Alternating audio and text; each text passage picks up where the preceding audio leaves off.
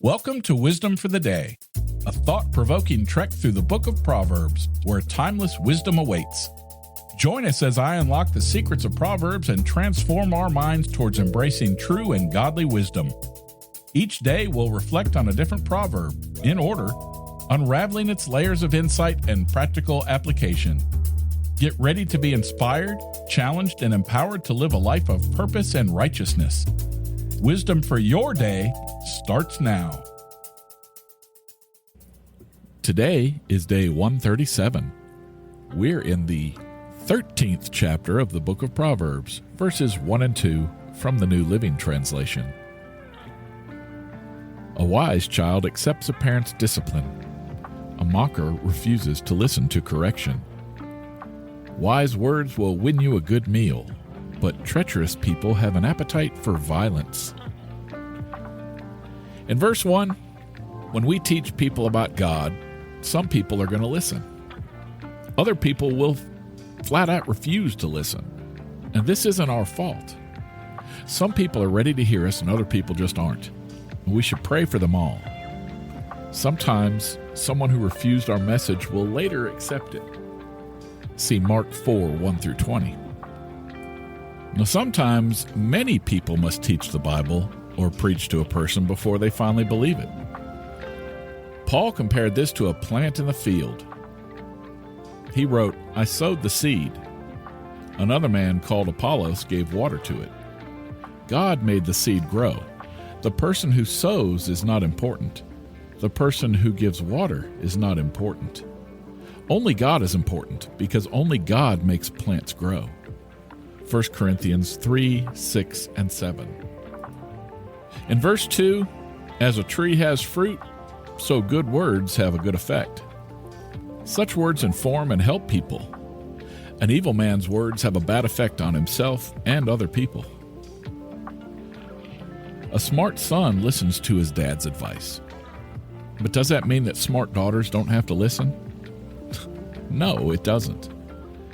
Jesus challenged the norms of a society that favored men and showed that women are just as valuable. Following Jesus' example, let me rephrase this saying: smart children listen to their parents, while fools ignore it.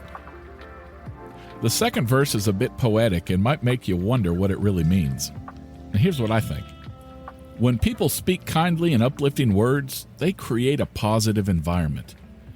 But if people speak mean or foolish or wicked words, they can expect negativity and conflict.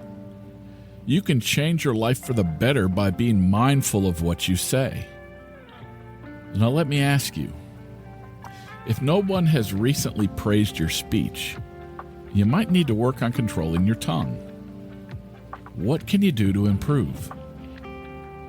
And this, people, is an example of why I needed a spiritual advisor. This verse right here. Our words have power. Watch your tongue. Well, that's all for today, but I'll be back tomorrow with more of Solomon's wise teachings.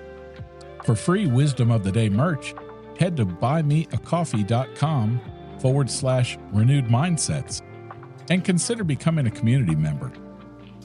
The executive producer of Wisdom for the Day is Yelena McClellan. The spiritual advisor is Kimmy Shirley. Special music by Weston McCurry. If you like this show, please tell someone about it and share it with them. Until tomorrow, I'm Rick. I love you. See ya.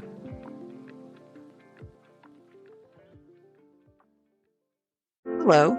Do you ever feel defeated as a Christian in the confusing times we live in today? This is where God's Loving Sacrifice podcast comes in. We do Bible studies to help you strengthen your walk with the Lord in today's crazy world. We also encourage you to share the gospel and the love of Christ with this world in need. John 3:16 tells us about God's loving sacrifice, and we use the Word of God to help you find a fresh perspective on issues like forgiveness, love, obedience, mercy, and reconciliation. Join us as we delve into the true essence of faith in God and our call to go into the world and preach the gospel. So listen at www.godslovingsacrifice.com.